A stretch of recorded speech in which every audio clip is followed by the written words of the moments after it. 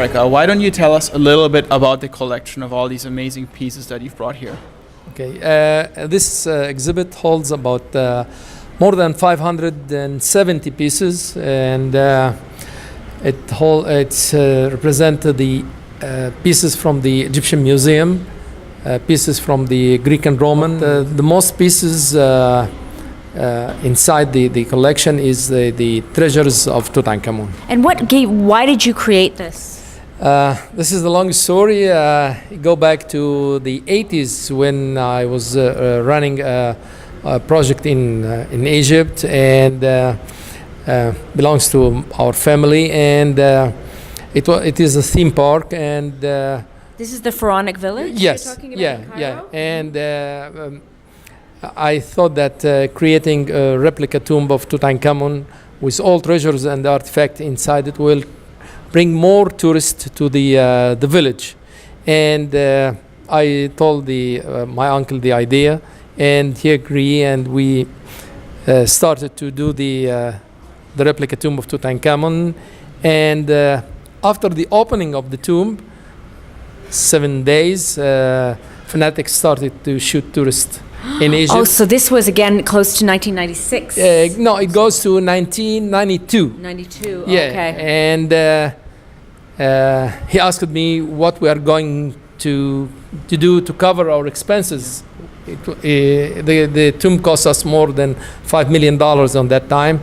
And to do these replicas cost you $5 million. Yeah, wow. To do the replica and the tomb and the air conditioning system. And so my answer was, if the tourists will not come to Egypt, we are going to the tourists.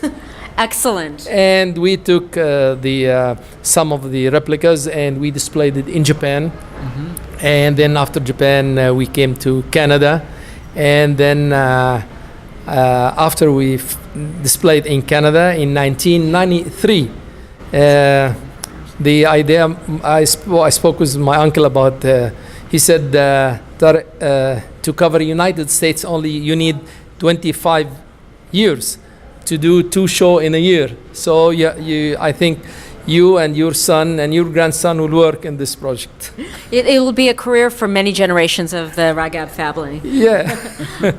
I mean, in order to kind of put on such a huge exhibit, you mentioned it, bringing it to Japan, maybe Venezuela. What are some of the challenges that you faced along the way? The most challenge is the shipping and customs and inspection. That was and of course insurance and a lot of this stuff. That was the challenge, because to take these replicas out of Egypt, you had to get a certificate and an inspection that there is nothing real inside. So, as you know, the pieces are very well done pieces. Exactly. So, sometimes once an inspector say, if I'm not sure that the golden mask in the Egyptian Museum and no one can take it, I would say this is the original one. That's right. If I didn't know it was locked up in the Egyptian Museum, I would have hauled you out and arrested you. So, of course, they're really, really well done pieces. I'm just wondering, which of the pieces, in terms of the craftsmanship and everything, are your personal favorites? I cannot say there is a personal favorite piece, but there is a piece which has a memory.